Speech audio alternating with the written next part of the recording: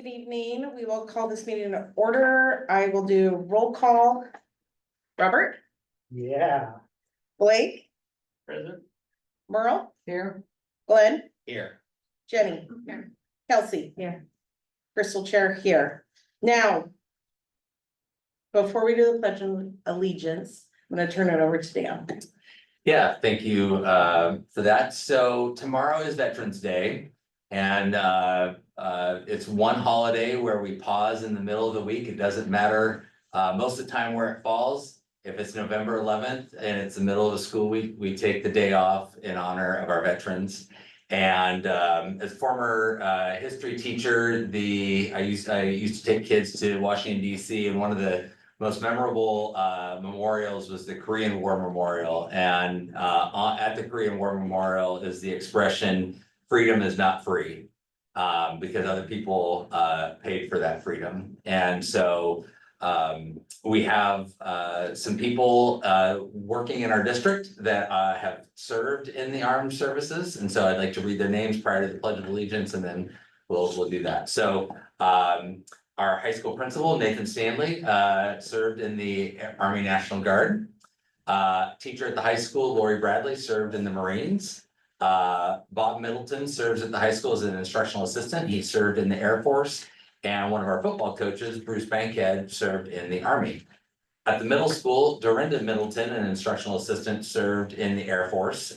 Gary Pitts, a teacher at the middle school, served in the Army. And Jonathan Martinez, our community outreach advocate at the middle school, served in the Army National Guard. And I just think it is worthy of our time to recognize them for their service to our country. And I'll just add to that list that Jen Bankhead at the middle school also served in the Army. Thank you. And so. On behalf of the board, thank you so much for your service. Pledge allegiance. I I pledge allegiance to the flag of the United States of America and to the republic for which it stands, one nation, under God, indivisible, with liberty and justice for all. I'd open up the floor for an agenda consideration.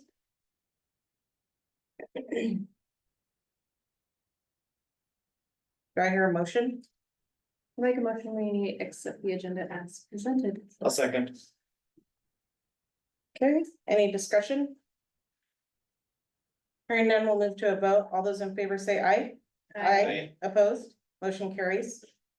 Public comment? We're good. Board communication, coming up, ASB. One of you gets a comfy chair and one of you doesn't. Rock, paper, scissors.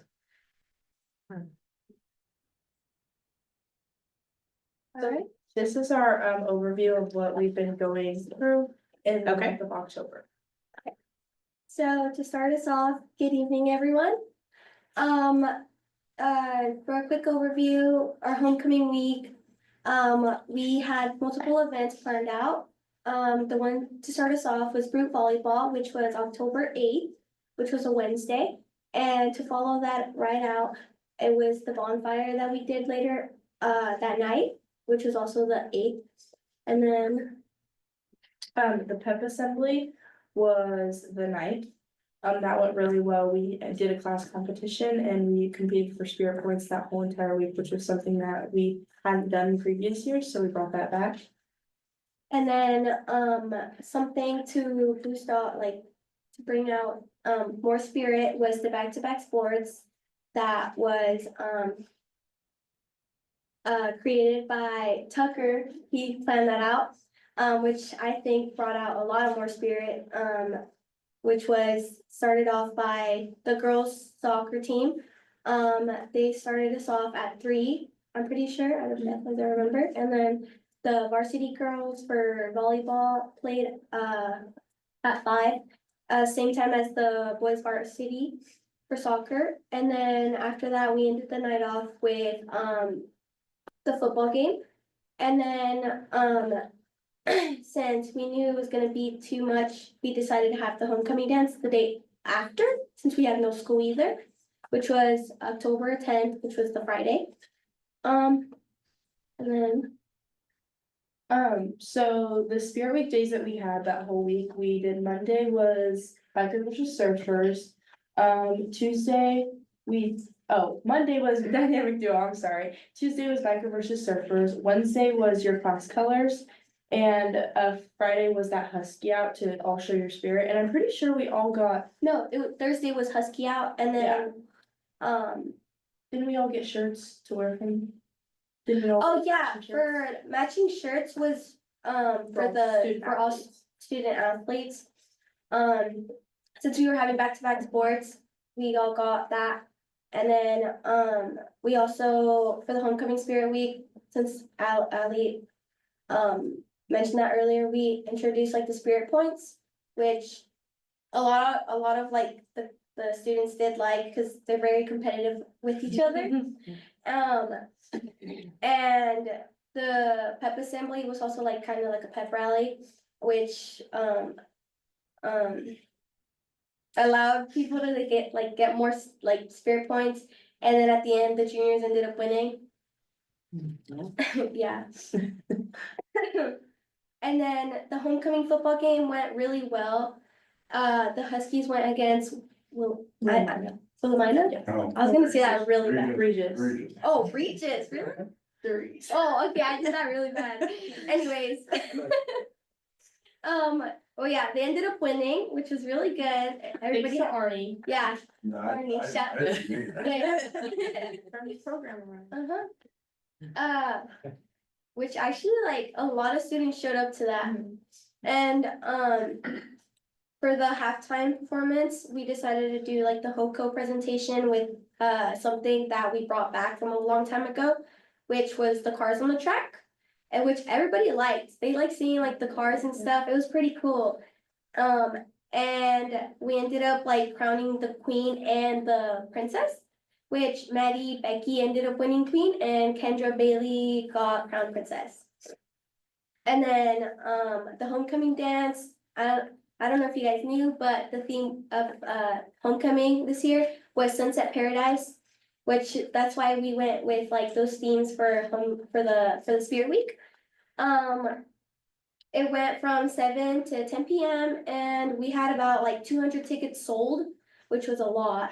And the DJ was pretty good, and overall it felt really, it felt like a really good success because a lot of people had fun, and you could just like feel like everybody like actually like coming in and like having fun. Yeah, I wanna give credit to all the people, like, I think ASB was really thrown together last minute, and that wasn't anyone's fault really, cause last Mhm. year I don't think it was properly put together. So I think we did a really good job with what we had and how much time we had to do it. Mhm.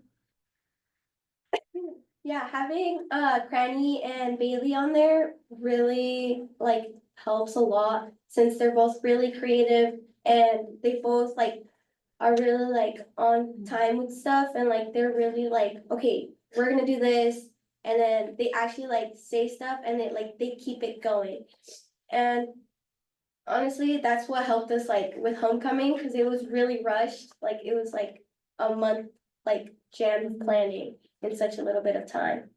Yeah. So, Do you guys have any questions for us so Mhm. far?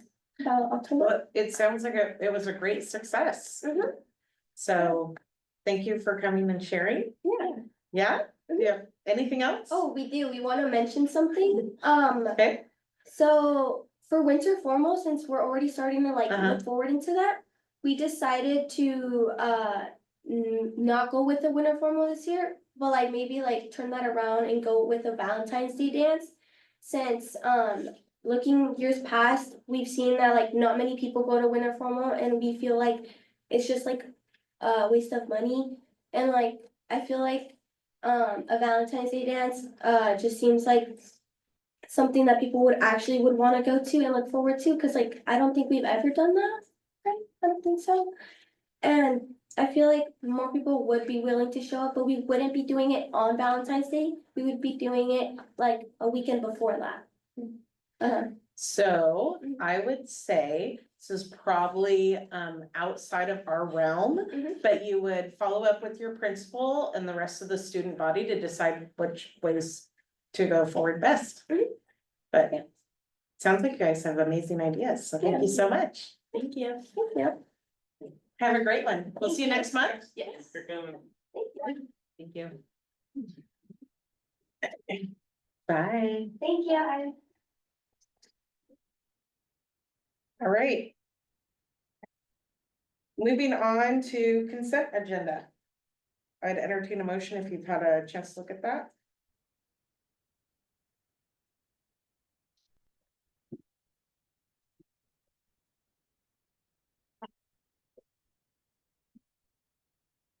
Do I hear a motion? I'll make a motion that we accept the consent agenda as presented.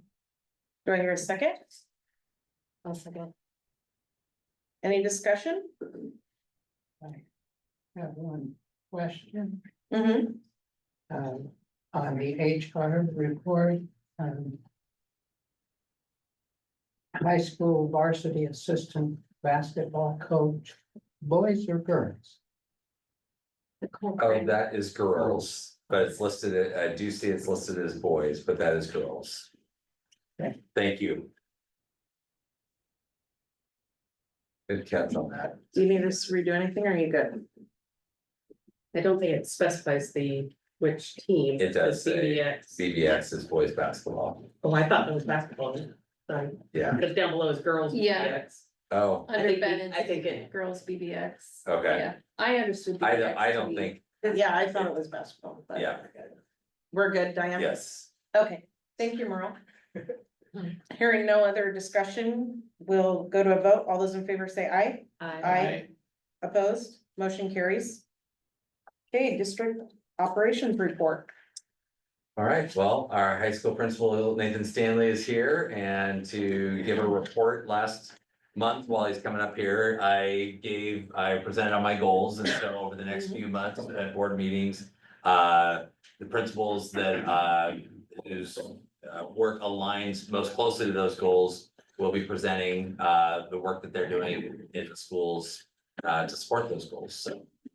With that, turn it over to Nathan. All right, thank you, everyone. What we've done here, so the high school, we have two major pieces of the goals. The first is ninth grade on track. And it's been called a couple of different things over the years, but ninth grade on track, and then the second is on-time graduation. And so if we want to go to the first slide there. So as you can see, last year, our ninth grade on track percentage went up. As did the rest of the state. So, and you can also see that our focal groups also had an increase in ninth grade on track. What's interesting about this is that with our grad rate dropping, usually at high schools, you see the inverse of that typically schools have a lower ninth grade on track, and then over the course of time, they're able to get grad rates up. And so it's a little interesting that this is inverted for this year, but I think that a couple of the different things that ninth grade on track is a major part of every high school. And we can, if we want to go to the next slide, we can talk a little bit about what that consists of. So this year, our ninth grade on track team is roughly 13 members, and it consists of teachers who are freshmen, core teachers who have freshman advisory, and then counselors and administrators are a part of that. And they meet twice a month. The state suggests at least once a month, and we are meeting twice a month to do that. So to set it up, because Lindsay and I are both new at the high school, not knowing everything that had been going on before, we consulted with some specialists from the Willamette ESD, and they came in and did some training for our staff, and then we kind of built our agenda together and implemented that. So far this year, we've reviewed eighth grade data, trained on the Oregon Data Suite, which I'll talk about here in a little bit, as well as we continue to kind of expand that platform's role in how we're responding to student needs. We implemented student talk protocols, reviewed conference feedback. We've been discussing general concerns for the ninth grade class in terms of some areas where we could improve, and then possible interventions that we can implement. And then identifying focus skill strategies along with that, and the specific, we started to boil it down into specific students of concern. Some of those interventions, there's something called ninth grade amnesty, which is that period of time after grades have been posted, where teachers can determine students are close to passing and come up with a contract grade. And so that's been a practice that the high school has had in the past. It wasn't really called amnesty per se, but teachers would give students incomplete grades, which led to a little bit of confusion. So we're trying to gain some clarity around what that process is, and we'll be sharing that with the staff at our staff meeting next week. And then we are meeting with the math team about interventions specifically around ninth grade algebra 1, since that's where most ninth graders are taking their math. And so we're working with that ninth grade team, the math team, to come up with some ways to creatively use our advisory to create some interventions for students related to math. All right, any questions about ninth grade on track? Yeah, Glenn, On the amnesty, how are you involving the parents so they know also that new process if we're changing? it's a good question. So, so what we want the teachers to do is when they identify the student is eligible to for a contract grade. So basically the idea is, and the general rule of thumb, and we could get into the weeds on this, but if I'm within 10% of passing, my teacher says Nathan is eligible to within the next 2 to 3 weeks be able to do A, B, and C, whether it's retake a test, resubmit a project, do something like that, or do a couple other assignments or make up assignments. That would then go with the student, and then we'd want a communication home just about exactly what the student and the what the student is required to do. So Yeah, no, I totally buy into what Yeah. you're doing. I just didn't know how we were communicating. Yeah, no, it would- Parents can. be through Parent Square. And so hopefully we come up with a very formal, like, this is what the student needs to do, and it's like check boxes, and when they do it, then they pass the class. Yeah. So And I know you've been in education a long time, but given those numbers of on track mhm. on the graph, are you comfortable with the results that we'll get, a 4-year cohort? Yeah, I mean, it's until we get to see more of it, it's hard to say, but that's a solid number. I think, it's a little bit below the state average, but I worked at a high school with a 95% grad rate the last 4 years. And their on track number was below that 2 years okay. ago. So there's a lot of work that you can do from the time that they're ninth graders. We know that if they are on track at the end of their ninth grade year, that they're twice as likely to complete high school in 4 years. And so that's really been a focus of Lindsay and me getting the year started, is to make sure we had a real strong base there. And we're real kind of happy with where they're at as a team, and hopefully we'll just get better from there. So. How long Thank did you you. say then? 2 to 3 weeks after the? Yeah, 2 to 3 weeks. I said 3 in our instructional leader meeting the other day, and the teacher said that it has been 2 weeks, but we're gonna go over that. And it's really up to teachers' discretion. It's the way it's been handled in the past. But like I said, there's some, so an incomplete to me is when something has happened outside of the control of the student that's led to them not receiving the grade that the teacher thinks that is what they are capable of earning. So that could be medical, that could be the kid got sick, it could be a number of different things. And so we like to be very specific about what an incomplete is, because then the registrar has to go back in and change all those grades. It was really funny when it was explained to me originally. The teachers go, yeah, it automatically happens, and poor Laura's like, it doesn't automatically happen. She has to go through and change all of those grades. So we're really just trying to gain some clarity around that. If we could give it a different name other than amnesty, which means that we're just letting the kids know that they have an opportunity to recover that credit before we get too far down the road and they have to either retake the class or take a credit recovery class. And is that communication, because you alluded to some of the confusion, is the fact that incompletes are not going to be issued if they're in this amnesty pass, so that people don't get a false sense of my grade is actually okay, that you're currently earning this grade. Yes, If you don't complete your amnesty, right, it's gonna stay there. right. Or complete it and it'll move up. So that's the communication piece you're working to improve upon. So what does the report card say? It comes home and it says it's amnesty? It'll say an F. It'll So, say it. yeah, but there'll be a communication to the student and the parent from the teacher that the student's eligible to improve that grade. Got it.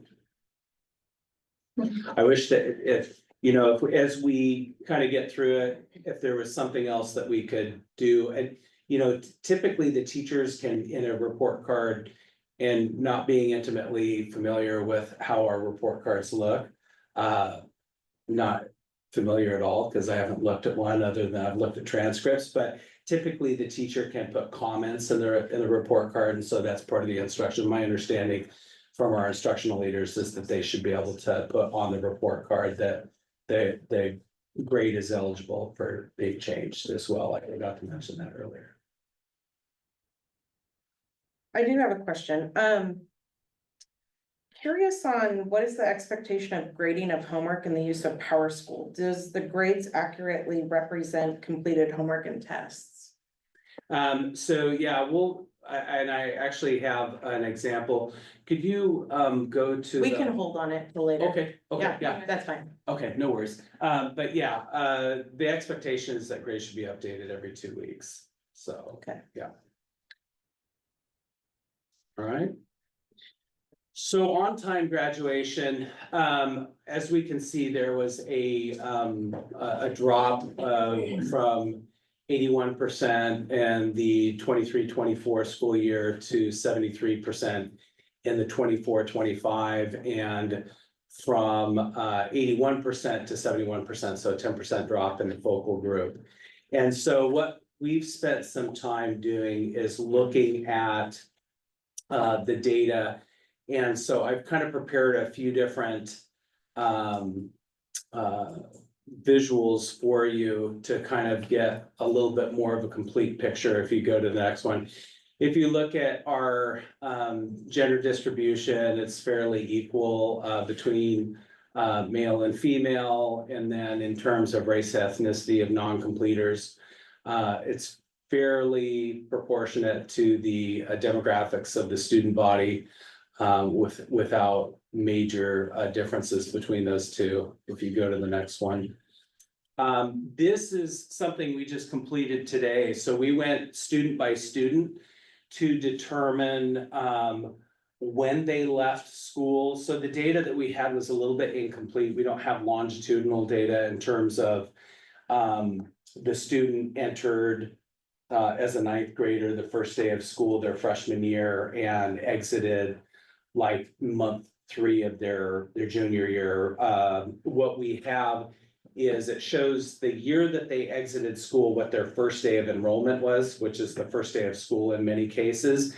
And then we have the last day that they were a student at North Marion. And so it's a little bit of an incomplete picture, because one of the things that we really wanted to know, how many of these students grew up here and were our students, how many of them may have been on inter-district transfer, how many of them were move-ins.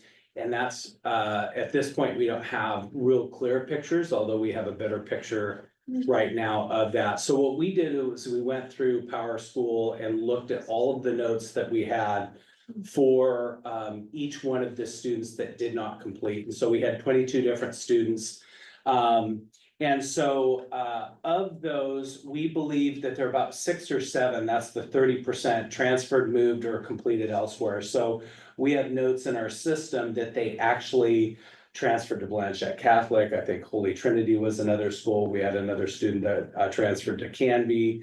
And we had a couple of others that we believe we had records requests for. So we're not quite sure exactly why they're showing as non-completers, because they should, at the very least, if they didn't graduate from high school, they would be on somebody else's roles. So we're looking into seeing if maybe something was done by the school that was filled out or completed incorrectly that went to the state that led to that what we think is an inaccuracy, and we could be wrong on that. For the rest of them, we know that we had students that were had an unverified move. So we had a mom that called in and said a student was moving in with dad in Salem, was unenrolled, and then we never got a records request for that student. So it's more than likely what happened was that the student did move, but then they never enrolled and dropped out. Unfortunately, in situations like that, we're still on the hook for that student and responsible for that student's 4-year completion. We also had a number of students that did enroll in a GED program, but then were 10-day dropped from that GED program and did not re-enroll at North Marion High School. And then the final group is 26%, or about a quarter of the students were 10-day dropped here at North Marion. So they were our students and were dropped for lack of enrollment. So are there any questions about that? I think it's kind of interesting to know that, to notice that. We have a couple other more subsets. You can see that the distribution over the course of the year of when students withdrew. The vast majority withdrew at the end of the school year. So that's at the end of their junior year, they finished the year, and then they enrolled in a GED program, or they transferred to a different school. So most of the students make it to the end of the year and then don't return the next school year is what we found in the data. Because we had a pretty substantial drop in that year, these kids would have been 7th graders during COVID. They would have, so our first year full-time in person, they were 9th graders. So, yeah, and I think anecdotally, and of course, the learning loss is pretty well documented. Yeah. What we found, just anecdotally, is that those 2 years that they didn't have in middle school was really detrimental in terms of a lot of executive functioning and social emotional perspectives. And as a high school person, my whole career, it was one of those things where you're like, oh, those middle school teachers are pretty good at teaching how to do school and all the other things. And when they didn't have that, it was kind of a rude awakening for us, that's for sure. So Would it be a stretch to say that number will probably recover on its own? Well, with the kids being, having access to full. I full definitely. classes and not having that pause in the middle of their learning. Yeah, I definitely think that we're seeing in terms of like behavior, we've seen at least over the past 4 years, I've seen like a return to normalcy in terms of the behavior that we're seeing in students. We're still seeing that there's a lag in terms of academic skills, and I think that that's been pretty well documented and it's been reported on and studied. we'll show, I'll kind of show you what some of the things, some of the moves that we're putting into place. Some of which are in place and some are that we're planning on or studying and some other things like that. But we have, like some concerns around credit deficiency with our 12th graders this year as well. And so hopefully we'll be able to put some things in place to address that in quick order. This slide just shows you that the majority of the students, or the largest group of students, unenrolled. Their last year was their 11th grade year. So if you want to go to the next slide. And then distribution of instructional days. Could we go, I don't know, could we go to the next one? Because I think that this is sort of interesting. You can see the instructional days versus exit month. Chart that we put together, and then one of the questions that we had was around how many of these students did we really get a lot of time with? Like I think I said earlier, we don't have a real complete picture on how many of these students spent 3 full years with us and then dropped out, or spent 2 full years and then decided to try to transfer someplace else. But we did have a couple mid-year enrollees, and if you want to go to the next slide, we had a couple students who were only in the district for a handful of days and then 10-day dropped. We had one student who's not even on here, who wasn't a mid-year but started the beginning of the year, enrolled, went to 1 or 2 days of classes and then was 10-day dropped. So and that was a new student to us. But some of these students are, kind of interesting. We didn't really have that much time to work with them or to try to find what it was that would help them. So there are some things that we can do in terms of doing a better job of when students, there are early warning systems, and not being intimately familiar with PowerSchool. With the other student information system I'm familiar with, there was a way to have an automatic report generated when we got to 5 days of unexcused absences. Sometimes we get to 5 days and then we find out that students are on vacation or they're in the hospital, and those typically are always denoted in the system as being excused absences or prearranged absences. And so what we're trying to do is put in some early warning systems so we can get phone calls home, try to diagnose exactly why the student isn't attending. And then once we get to that point where we're right at the 10-day mark, we're doing all the things, communicating. And if they continue to be unresponsive, doing home visits and some other things like that. And so I don't know how much of that was in place in the past, but that's something that we're working toward now. So on-time graduation. So we broke this down into a couple of different areas. So one is the data monitoring systems. And so what I've started to do is a weekly grade pull. So I'm pulling the entire student body, any D or F will go on a report, and then we sort that by grade and then by teacher. On that report, it says, to your question earlier, it says exactly the last time that the grade book was updated. So that's very public. What we measure, we motivate. And so it was interesting because when I first started doing it, what happened was we had gone through a review with the ODE around the high school success eligibility, which is related to Measure 98 money.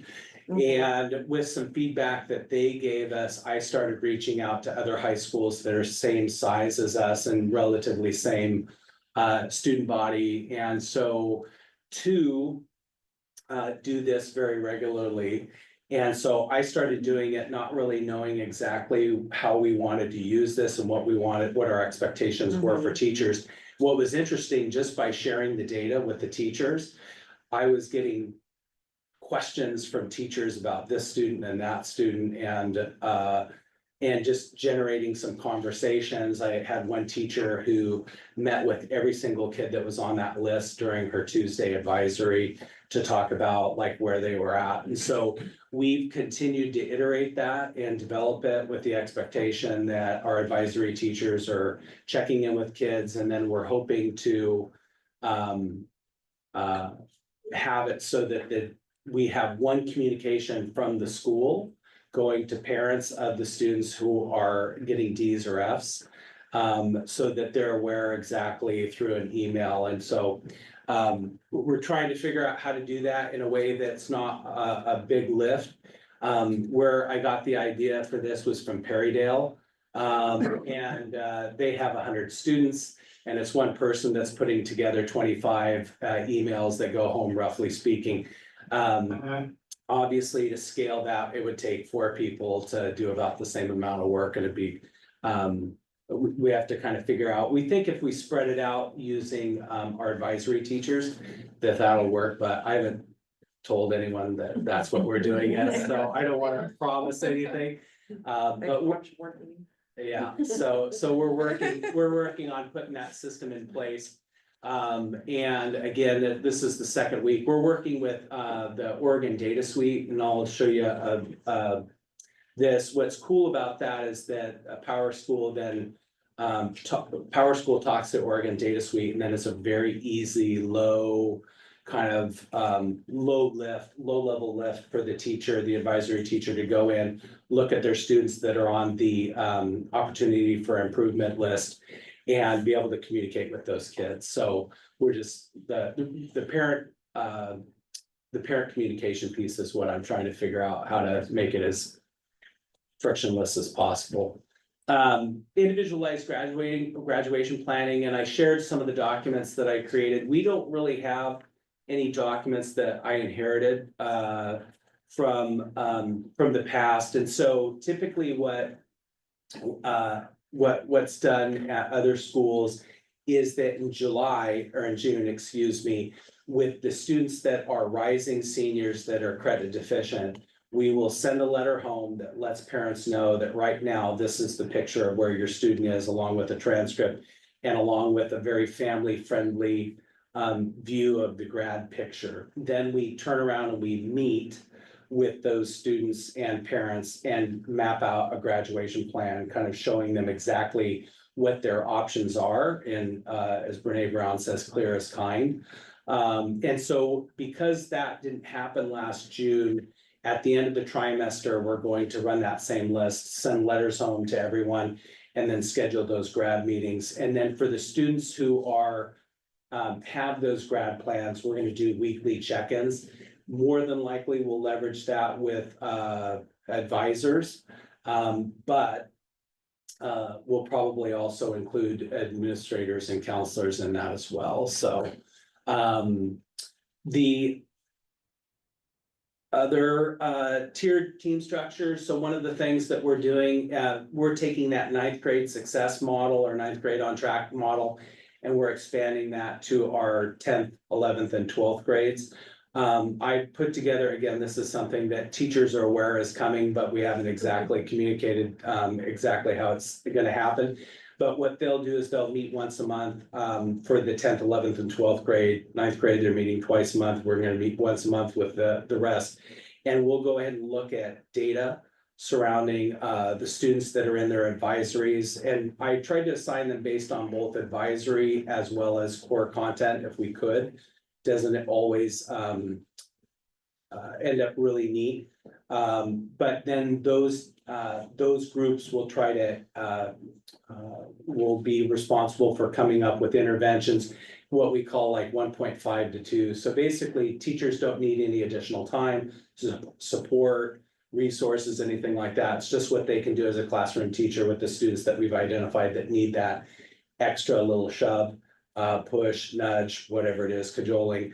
And if the student needs more than that, then they get referred to a student support team that we're building right now. And then academic recovery and credit options, we're working on that. One of the things that we discovered is that there's been some past practices around credit recovery. And so we don't really have any written guidance around what our decision rules are when it comes to credit recovery. And so what I've been doing is reaching out to all of our neighboring school districts and asking them specifically what are their what are their decision rules around credit recovery. There is a certain fear with some people that if you make it easy to take credit recovery, there's a moral hazard, sort of like with the subprime mortgage crisis. But that all of a sudden people are gonna tank their grades just so that it's easier for them to take another class.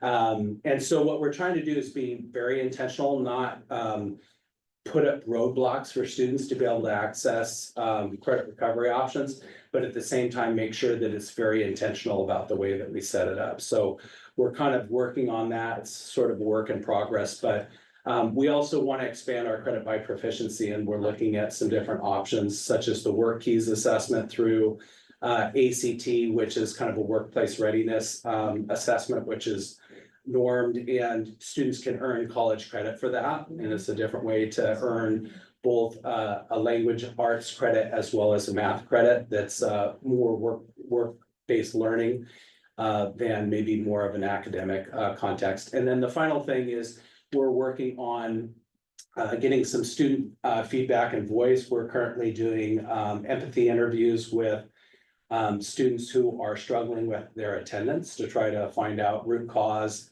And then I plan on doing a couple focus groups with some students who are in credit recovery classes to see as we reimagine some ways to provide them with some options to be successful academically. What would they like? So anyway, the last slide just shows you this week's OFI list.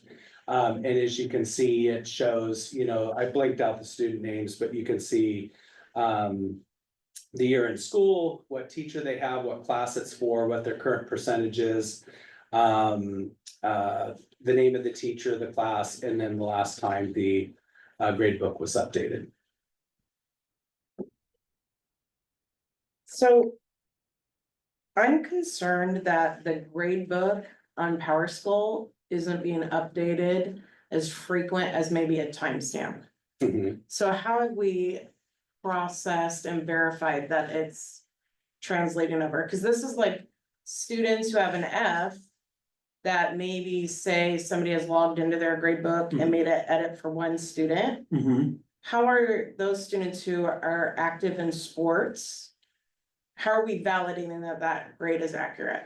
So for the students that are in sports, and Tucker can probably provide a little bit more context than I can, because Anita's doing that. Once they end up on the list, then the students bring their grades to Anita, and she physically vets those, so. Okay. So I have two other questions, but I'm not gonna hoard all this time. Rob, are you done? I'm sorry. No. Yeah. Go ahead, Absolutely. continue. Are you good? Are you, Yeah. this is the last slide? Okay, I was gonna go around the tail, but then I thought, oh no, did I cut you off? Cause that would be rude of me, I'm sorry. Okay, Robert, any questions? No, I'm okay, thanks. Blake, Good, thank you. Merle? I can't see it real well from here, but are quite a few of these on the list between two teachers? I mean, it's not, no. So, I mean, the list is a couple hundred grades, if that makes Okay. sense. So I think snapshot. I'm not reading. So it's just, this is just alphabetical, so, Okay. Yeah. Yeah, no question. Glenn? Good, thanks. Kelsey? I'm good, thank you. yeah. Jenny?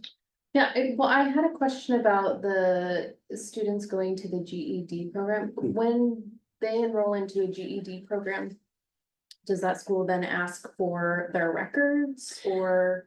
It's so good it's a great question. So we contract through the ESD. Their GED program that's run out of Woodburn. So technically, they're still our students that we are putting in that program. It's like the Willamette Career Academy. Mhm. We pay the Willamette Career Academy for so many slots that we then provide. With the credit recovery, we pay a set amount per students up to a certain number, and then over a certain number, we pay a different set amount. We get a discount, I guess, is how you look at Yeah. it, but. I guess I'm just kind of also wondering, like, could a student take a, 6 month not going to school or anything and then decide, oh, I need to go get my GED and is there a way that we're tracking that? Or after the end of the year, we're like, well, we don't know anymore? We should be continuing to, until they get through their 5th year, we should be Mhm. trying to engage them to access their education, so, yeah. Okay, thank you. So I do have a couple more questions, and I know you're in process. These are just off the cuff, so Yeah, sure. feel free to not answer them and just get information to Dan. Yeah. Whatever, but how many students are currently not on track to graduate by grade level? By grade level, I could look that up. Okay, excellent.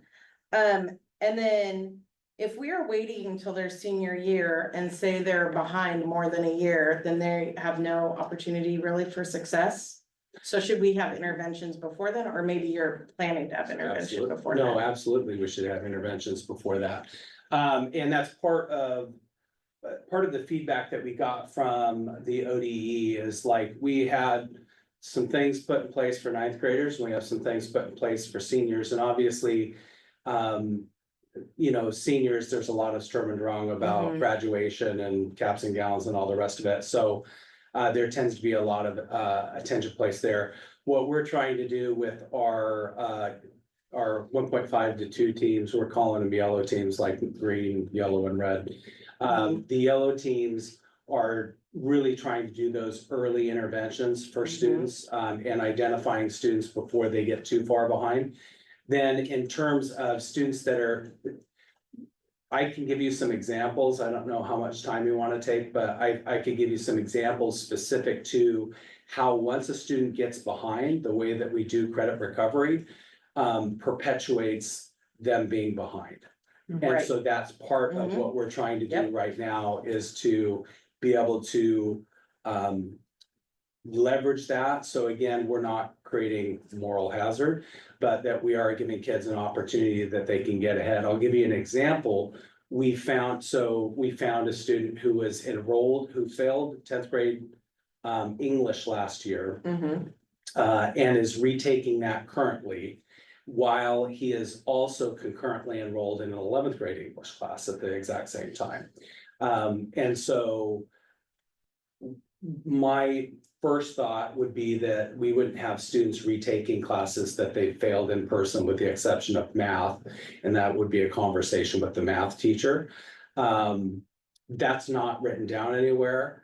And so I don't know how that student got forecasted or enrolled in that, but we're working on, again, just because I have this thought doesn't mean that we're just gonna by fiat tell everyone this is what we're gonna do. So I'm trying to be very in a stepwise fashion, be very intentional about how we address that issue, if that makes Mhm. sense. And then how do we, especially with a trimester system, because we have fewer credit opportunities, that presents itself a challenge as well. How are we giving students all the opportunities that they need to be able to earn the credit that they need? So we're working on that.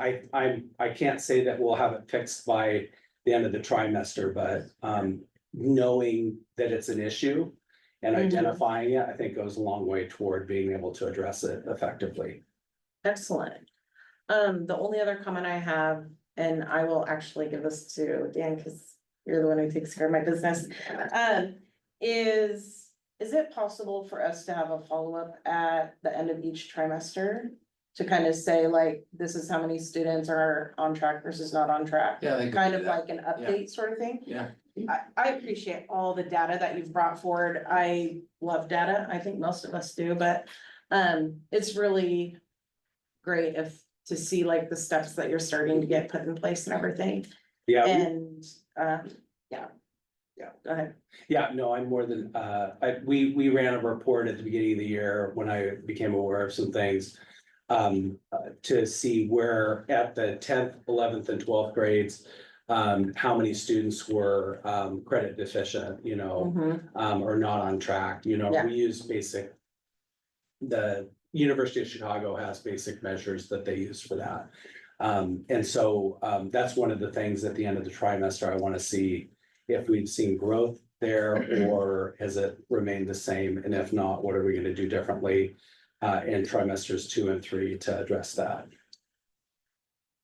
Thank you so much. Crystal, I did have one. Go ahead, Blake. What other forms do you only email or do you also reach out by phone to parents? It just, the reason I ask is if someone said, oh, we posted on Facebook and I don't Right. use social media. Right. If someone's not used to the email correspondence, I think it could be, we're checking the box that we're sending it, but there's not that Yeah, no, connectivity to it. Mhm. that's a really good question. I think it's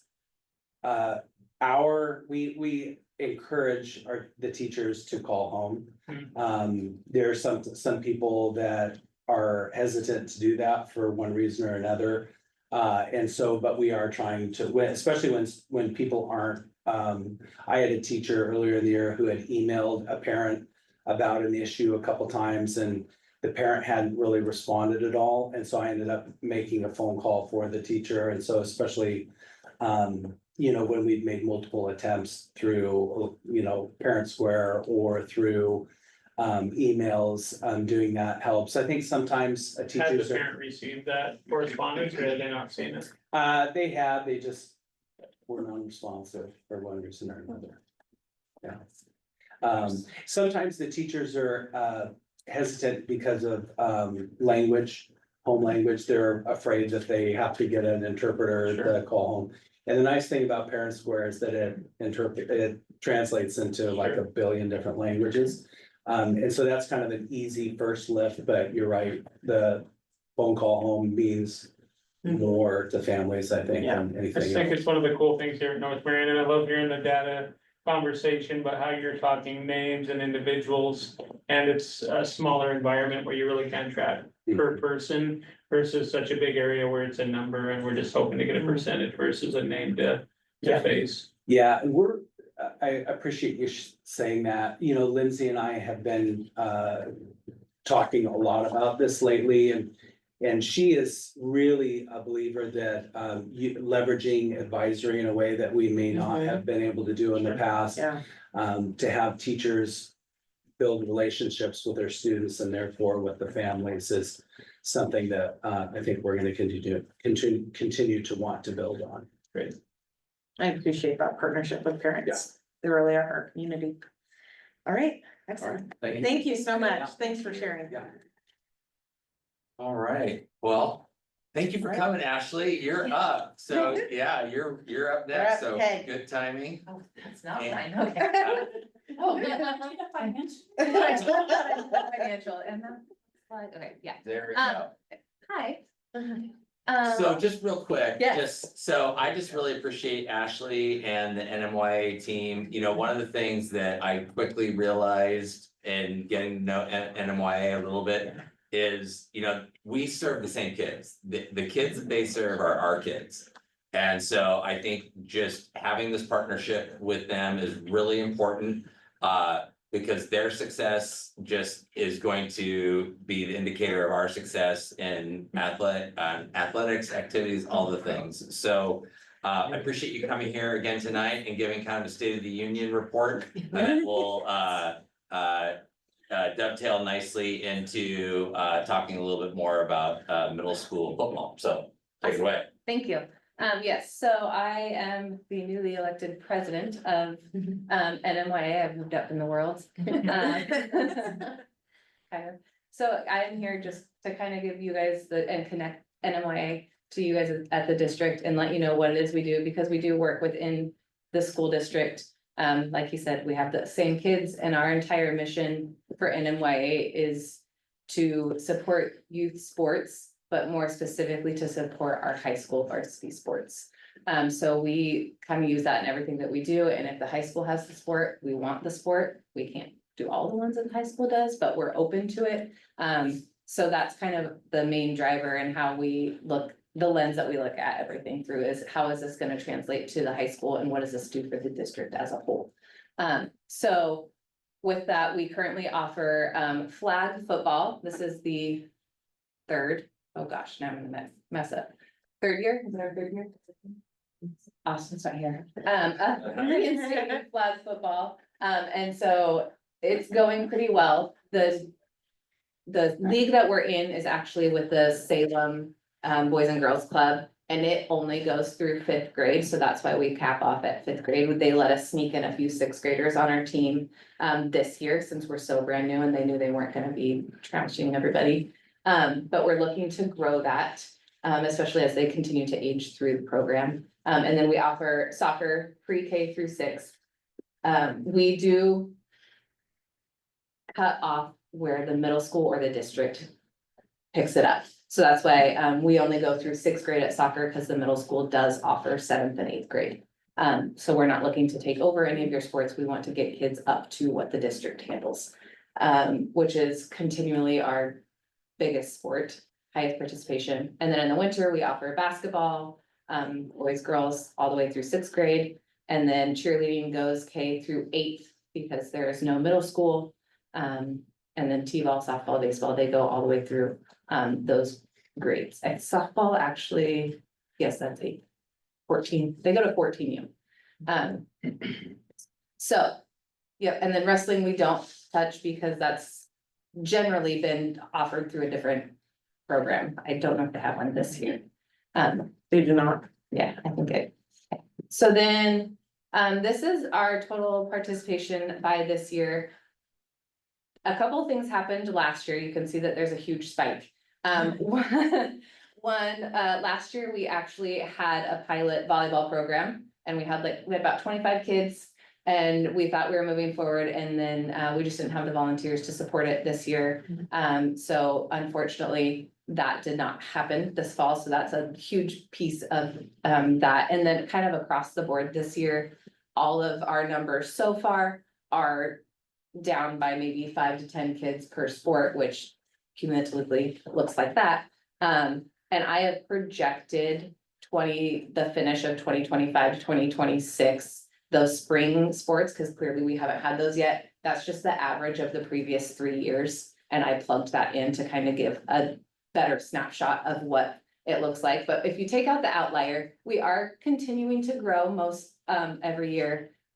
Which is awesome. I think it also kind of mimics enrollment at the school. I believe enrollment is down a little bit across the district, I think is what my husband told me. So it kind of makes sense that maybe our sports would be down a little bit in the district as well.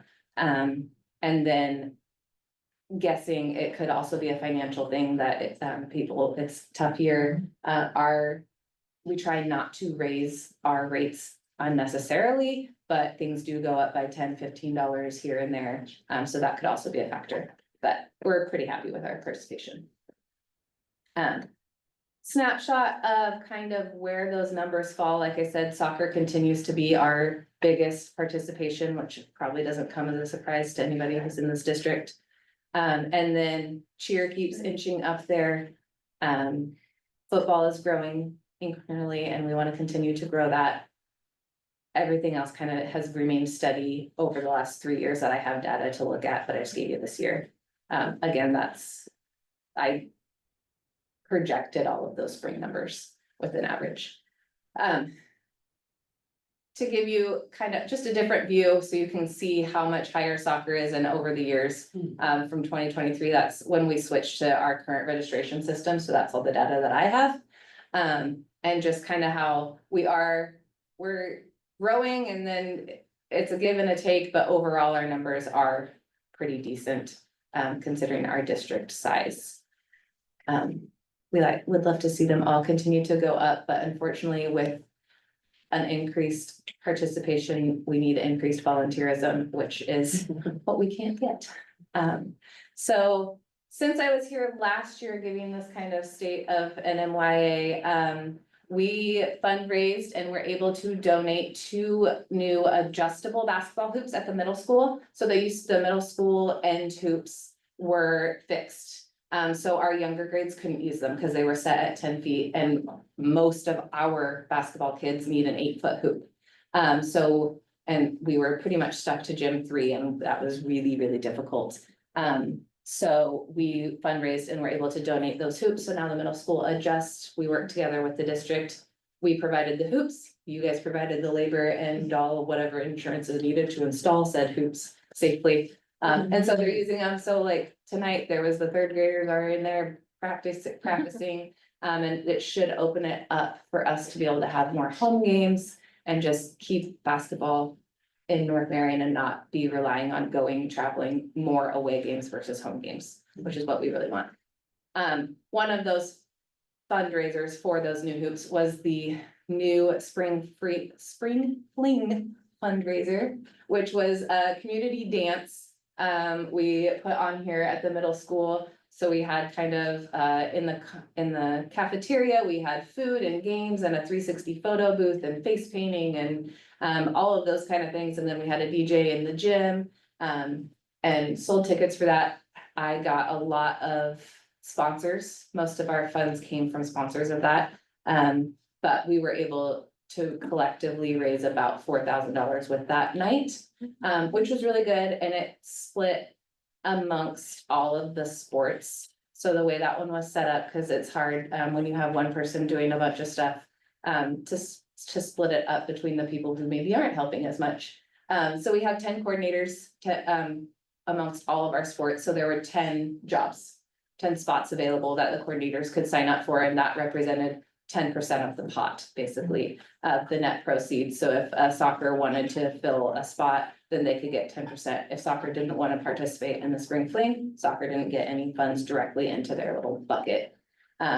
So it worked really, really well. We had some people fill multiple spots as there were holes, and we're gonna do year 2. Hopefully it just continues to grow.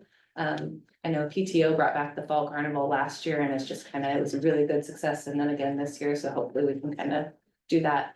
I work with the PTO on that because they're another organization that works within our district. To make sure that we aren't overlapping dates or they know what, but that's a big fundraiser we're trying to do. So they're not gonna plan a dance as a PTO. We don't plan a carnival or a bingo night or anything like that, 'cause that's what PTO does to raise funds, and just working because it is a small district and we do have to share all of the love and all of the funds. This year we added dirt and worked up field 3 for softball. That's what I call it. Is that what you guys used to call it? Yeah, not the varsity, not the JV, the other one. We had someone donate quite a bit of dirt, I believe, and just really work that over to get that back in shape to hopefully help bring back, and we're working with them to hopefully bring back tournaments and the more summer play for softball. That is a good fundraiser for the school and for us when we can help facilitate those. So that was those are 3 big things we did this year. Current initiatives are expanding flag football to 5th, 6th, and we're talking a lot about transitioning it to tackle. We have several kids. If Boston were here, this is where he would take over. He has been talking with all of his kids. He has about 5 or 6 who want to play tackle and have expressed explicitly if tackle is not offered next year, they will go outside of NMYA. There's a lot that are close that they can go to, which hopefully they would come back to us is always what we think, but we don't want to push them out that way. So we're looking at all of the funds needed for that. It's expensive. And going with Tualatin Valley Youth Football League. Which has a whole set of requirements, and basically you need a whole football board. He's working through all that. He has a few people already have raised their hand that they would serve on that micro board of football for NMYA. We just need the numbers, and we have to start now for next year because we have to be in the league by almost the end of next school year. So that's what we're working on, and that's the next presentation, I think. And then my big one is coaches clinics. I know they've been done in the past, but I feel like NMYA, we're constantly begging for our parent volunteers. We need coaches, we need this, we need this. and then they just get ragged on and people are like, well, they don't know what they're doing and that was a horrible season and so we're begging for volunteers to run something, but then we don't have enough support and education to make it a quality program to keep people in NMYA. And I really feel like we can work with the high school and the head coaches there and get some coaches clinics by sport and just, hey, here's what, if it's first and second grade, here's what they should know by the end of the season. Here's maybe 5 or 6 drills. And then, the internet's a wonderful thing for looking at drills, but just giving that framework and guidance. So that way our younger coaches know that they're going in the right direction with their practices. And it's going to, again, feed into our high school program the right way. I always say cheerleading is my jam, so I wanna make sure I'm doing the same counts as a load in for a stunt as the high school program. So when they don't do 6 years of doing it one way and then transition to a completely different way or a completely different offense. When they get to high school, cause that's just starting from scratch for all of your varsity sports or high school sports. But working on that, I just hosted the first cheerleading clinic yesterday. So it was a 3-hour clinic. I had 15 of my 16 coaches there, so it was really well attended. I'm very excited about that. Got some good feedback. They all seem to really like it, so we'll see if that translates into really good seasons this year. So I'm trying to lead by example with that and not tell people to do it and then not do it myself. And then my other big one personally is youth nights. I know they used to be a huge thing and anybody who's been in the district for a while has a lot of nostalgia about youth nights and being able to go on the court at a varsity game in your uniform and just be with the varsity athletes. It's so inspiring for the younger kids. We kind of do them here, but pretty much is left up to each coordinator. But it's one of my first things that I'm coming in like, hey, no, we're gonna make this happen. So I've been talking with Tucker and like for football, Tucker and I just picked a date and I said, hey, football, this is happening. Like, this is your date. You work out the details now, but like I scheduled it for you. So I'm gonna try that tact, like, hey, I've got the date, the school's on board, now let's get everybody there. So I've been talking with basketball and then we'll do for cheerleading, but for all of that, just to help connect NMYA, the district, keep everything cohesive. I think it's really important. And then more practical one, storage solutions for baseball. Shirley, our baseball coordinator, has been raising funds and talking with maintenance and Tucker about where we can put some sheds over on the middle school field and stuff to store our baseball chalk and turfus and all this stuff that you don't want to make our volunteer coaches either store at home or lug around everywhere. So I think that's almost ready to go. It just hasn't been done yet. And that's the end. This is our executive board. Our secretary position is open because that's the one I just had. So we're hoping to fill that, but those are our information, and Tucker has all of this and our coordinators. And I have it in a nice spreadsheet if you guys are interested in that, so you would know who to reach out to. How many participate in cheer at the middle school level currently? This year I have 15 on that team. Last year was 18, and the year before that was 22. And last year when we met, we were having this conversation around football, you were hoping that cheer could be a school sponsored sport again. Is that still? Yes. So I wanted to kind of decouple football and cheerleading. Sure. Everybody puts them together, but there's also basketball cheer, which is Yeah. what we're doing. Or I'm doing currently, one, because there's no football to cheer for, but if that became a thing, we would do that. But yes, I think it would be really beneficial to move the middle school cheerleading program to a school sponsored program. One, we can have attendance accountability, we can have all the grade checks, you can have all of the things that normal school sports have on these student athletes, that right now there's a disconnect. I don't know if they went to school today and then showed up to practice. I don't know any of that, or if they're failing all of their classes, and so there's no accountability on that end. It also, anytime it's sponsored by the school, it just gives a little bit more visibility, I think, to parents and students, that it's even a thing.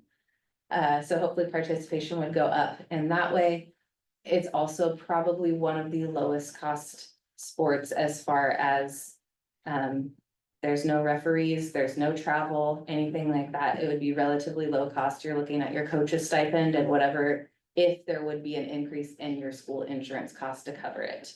At that level, it's not really governed by any outside organization, so there wouldn't be any, extra certification or anything that I'm aware of that the school would need to do or coaches would need to do.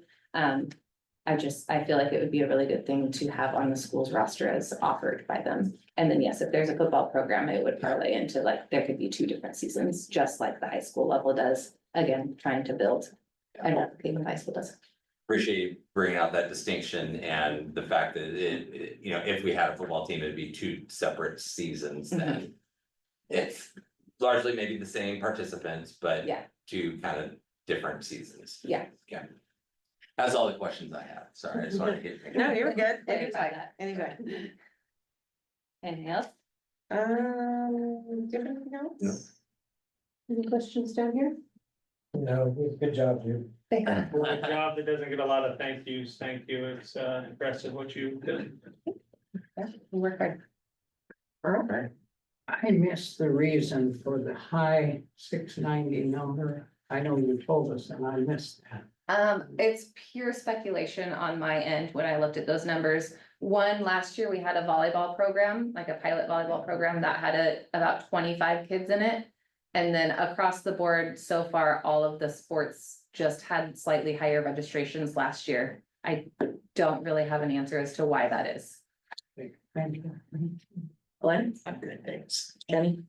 Thank you. Thanks, Ashley. All right. Wait, Made it all I the way up. did have a quick question. Yes, ma'am. So, sorry, Dan, I had coffee you're at the good. end. So.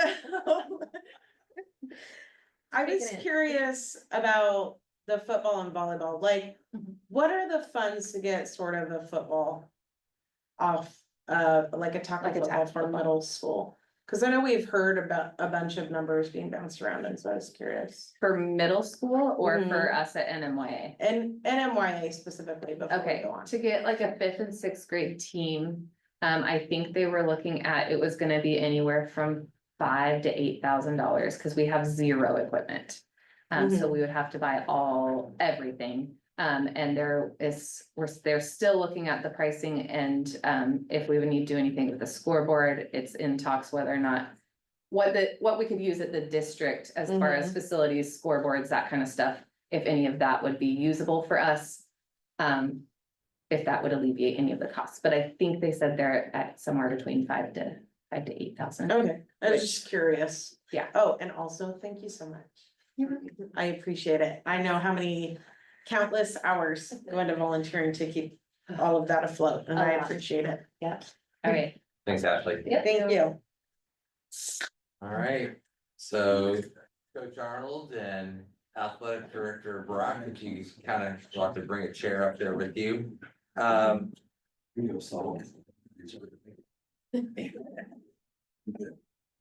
In January, in the board memo that I sent you, I wrote that the future success of North Marion High School football program is uncertain. And I said, without a proper middle school program, whether run by the school or the community, we cannot expect our high school students to compete effectively against schools whose players have significantly more years of experience. And so, I think that was a true statement, however many months ago that was, that, you know, the future success of the high school program was uncertain. And I'm really happy to have Coach Arnold here today to talk to you a little bit about his vision for North Marion High School football and some of the successes they had this year, and then to bridge that gap, have Tucker talk a little bit about middle school. So, Coach Arnold, floor is yours. Well, thanks for letting me be here and speak on football.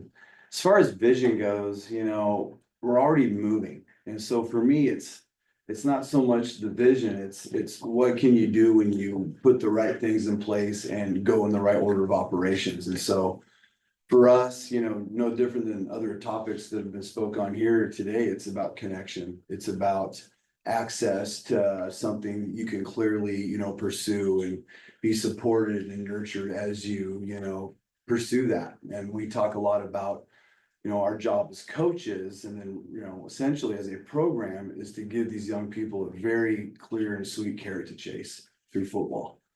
And that we can be there for them when the bumps happen, because that's why football is such a great teacher and a great tool for young people. Is it's an all-inclusive sport. And when it's done right, you know, at the community level and really built that way as a truly inclusive hub for growth and opportunity. And for, you know, support when things, you know, don't go well, and then to be celebrated when things are going well. It gives kids, you know, a root and so an anchor. And that has proved, you know, this year to be the key, is something that they know is there. Something they know isn't gonna change based on how their day went or, you know, the shortcomings that they might feel they have. That there's a place for you to be, you know, guided through life with this amazing brotherhood around you that's built as a very wholesome, you know, family that is built at the community level, and then it's celebrated at the team level. So, you know, I asked these guys after our numbers grew, it took a bit, you know, I believe that if we start with love, you know, number one, that these kids know it doesn't matter what you do or do not know up until now is, you know, irrelevant to what we're doing now together. And how do we get these kids here? How do we get them to this hub? And, you know, I told them there were no deal breakers, because a lot of these kids, you know, when you talk about, you know, you don't want to say deficient, but when you lack opportunity to grow in something, there is a deficiency there. And for the young person to navigate that, you know, it can be very, you know, hard. So to get these kids essentially to trust, you know, football, to trust this new space, it took time, but then our numbers progressively grew to where we were, you know, at one point we had 48, 49 kids out. And then just by the normal, you know, just things that happen, we're down to about 43, 44 when we ended the year, you know. But the cool thing, the kids that aren't in that number of finish, they know they're not disqualified from this football family. They know that there's no deal breakers, just like we said, going in, there's no deal breakers going out. So unless, you know, a kid in a family says formally, we want to withdraw ourselves from your football program because it doesn't work for us. You know, if that conversation is not happening, then these people have a place and these kids have a place. So we saw, you know, that work when you take care of these young people on multiple levels, you know, even like nutrition. We have a place these kids can come supplement, you know, their food intake over the course of the day, you know, to make sure they're sustained and ready for practice and the things that come after, you know, because we have a very unique, you know, layout of our learning community. Once you're here, you're here. So when you're here, you got to sustain these kids and sustain them right. So number one, it was, you know, love them, show them that through the hard stuff that there's no deal breakers. And then, you know, how do you get them through a season for success where the outcomes are, you know, tangible and measurable. So one example of that, you know, of those 40, you know, 4 kids, we have a young person. He's a junior and he's been, you know, someone that he's been very predictable with what his football season looks like. He starts out, there's a disconnect academically, you know, and I see the why in that. But this, you know, new version of Husky football, the foundation of academic, you know, priority is there, it's constant. And so we've seen, you know, the outcome of staying the course. You may not get to participate in the game, but you never get told you can't participate in family and the connection that football is. So this young person essentially got into the 3rd year in a row of this same pattern, but this year was different to where when the first grade check and happened and it starts to do this, and then the second one, then by number 3, he's, you know, disqualified from competition. It wasn't guilt, shame, get away. It was when it's hard, get closer. When there's bumps, we reach. You don't have to be lost to be found. We want to be the group that, you know, you can gravitate to. So this kid, in our last game of the year, you talk about growth of community football. A lot of times you want to measure these successes with the scoreboard, you know, it makes sense. And then you want to measure that also with the amount of kids playing, but then you want to see the quality of what you're doing grow. So this young kid gets to where he stays the course. He gets to where he can finally play again, last game of the year, and he's a JV kid. And so he was one of 16 kids we took to Kennedy to play their JV team for the second time. Which with the elevated numbers, we were able to get a JV team in enough time to plan a season. So they had 6 games. The first 3 were very rough. The last 3, things got better. And the 6th game was really that benchmark. And really, I told them, you want to talk about a true measurable, growth of a football program. This one was the one, because that same group went to Kennedy. And this kid I'm talking about, he was we had 5 linemen on the bus. He's one of 5 offensive linemen. So he even let us play the game within the rules. So if this young person doesn't finish and stay the course, he not only doesn't give us a chance to play, we maybe would have had to look at some very rough situations to make it work. But he gave us a chance to win, and he stepped up, and he was a leader on that field that day. He was a new version of himself, empowered, and he didn't leave the field. He played every snap of that game and even gave a speech at halftime. It caught us all off guard. It was the best kind of caught off guard. And so, that's just one, just true testimonial of what you can gain from something when there's a clear connection with support and just a family approach to it that elevates the ones that are involved with it, So that's how I do football. Thanks, Coach. Yeah. Tucker. Yeah, I mean, kind of going off Coach and Ashley talking about stuff, I think, when we are our best, we're all working together. I'll do my best to make sure I say NMYA and not revert to the old days and call it Pride. So I'll get it out right now, so I won't do that. And, but when we all work together, and Ashley and I have talked many times, and I went to a couple meetings, and we set up the football youth night that she talked about, and those kids ran on the field with our varsity team. We had cheerleading that same night, and the cheer team was out there at halftime and performed together, and we introduced every kid that played flag football over the PA system at halftime. They stood on the sideline with their football team. That's the stuff that makes kids want to keep doing things. And I know right now, we've talked about the academic side. I know we're focusing right now a little bit on athletics. But the momentum that Ashley's talking about and what Coach has started here only can go so far if we don't provide a couple extra things. Had 6 JV games. I don't think we've had a win in JV football, and we don't measure everything by wins since before the pandemic. I don't think we've played 6 games since before the pandemic. For a while there, we were only playing quarters, and we play like 2 of them a half, and that would be it. The stuff that Coach has brought with his enthusiasm, positivity, accountability, that goes along with that. And, what he has created from finishing the year with, I think, 17 guys the year before, to having 44. And having the success that we've had, we need to keep building on that. And we needed to keep going on the momentum, and that's why, I'd like for next fall for us to bring back middle school football. And my proposal is a 7th and 8th grade combo to start with. Most middle schools around, even within our league, that we play in the middle school have that.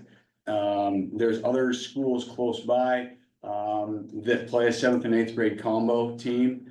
And we can find games within that. If not everybody in our league does the same thing, if they have a 7th grade and 8th grade team, obviously those aren't gonna be the teams that we play. But we play the teams that have the combo. And that's what I propose, because there's gonna be a ceiling if we don't have it.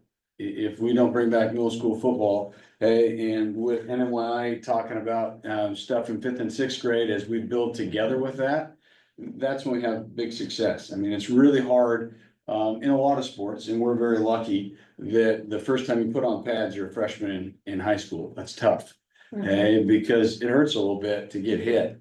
And, when you're a little bit younger, you go, okay, that hurt. Oh, that wasn't so bad. I'm all right. I learned that I can kind of push myself through those things. But it's tough when you're a freshman or a sophomore the first time doing it. And it becomes a challenge. So, but if we bring that back, I think it's just gonna really escalate a lot of things.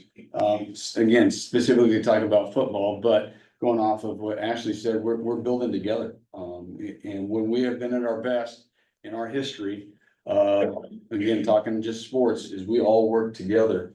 And one just flowed right into the next. NMYA flowed into middle school flowed into the high school programs, and it helps our numbers. It keeps kids doing stuff.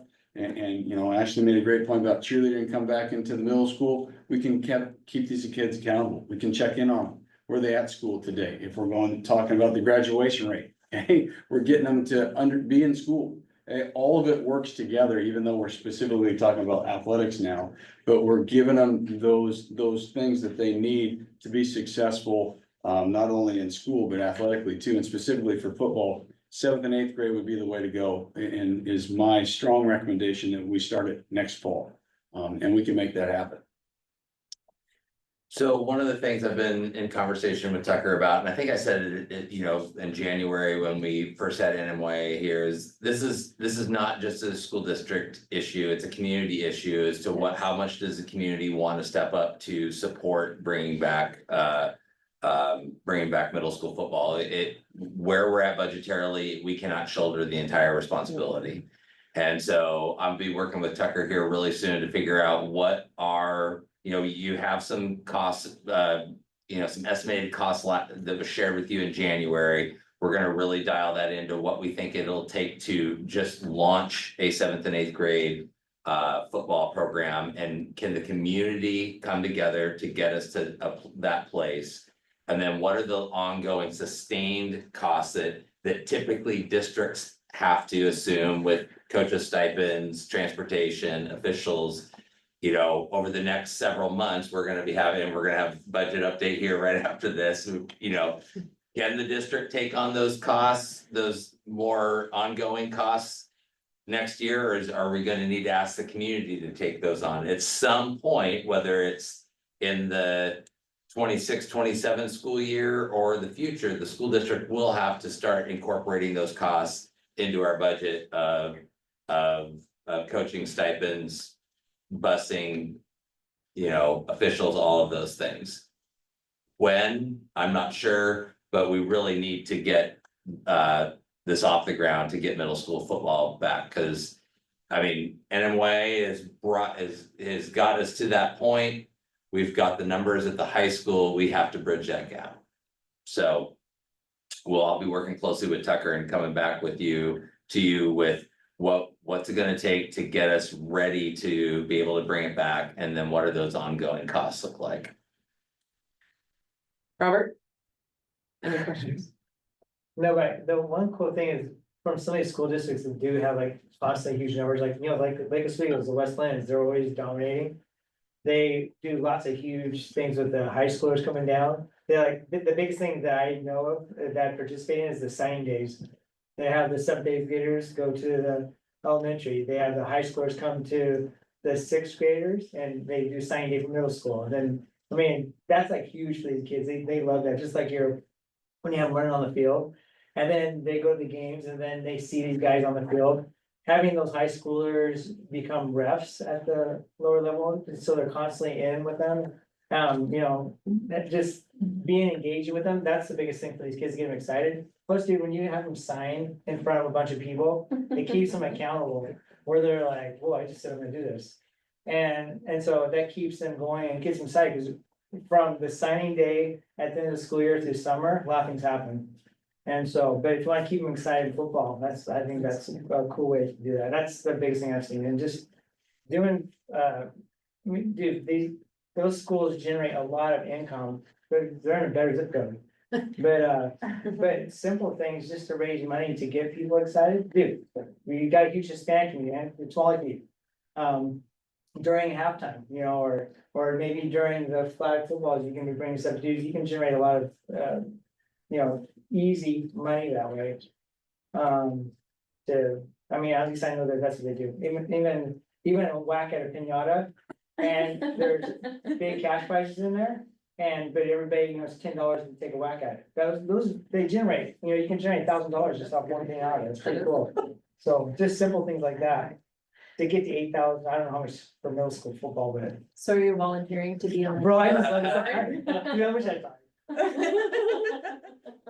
Yeah, but that, you know, I mean, I think the partnership that we've brought up with NMYA, and again, I'm old enough to remember. Some of the coolest things ever was when you watch the team on a Friday night as a little kid in elementary school, and the next day you're at a camp. Yeah. You know, and that's what Ashley's talking about with getting the coaches, and she came to one of our coaches' meetings that we had and spoke to all of our head coaches. And you're exactly right. That gets kids excited. I mean, I still remember it today, and I'm older than I was then, but you know, going to a basketball camp the day after I watched these guys play Friday night basketball. And I just, even though it was for an hour, it was one of the coolest things I ever saw. Oh, yeah. So, I mean, you're right. That's how we connect. And that's why we're building this partnership again. Cause it just makes everything better. So 100% correct. Blake? Not really a question, but more of a thank you to Coach Arnold and to Tucker, both their work, their vision, their execution. It's been impressive to see there's a paradigm shift from last year to this year, and to see that environment change.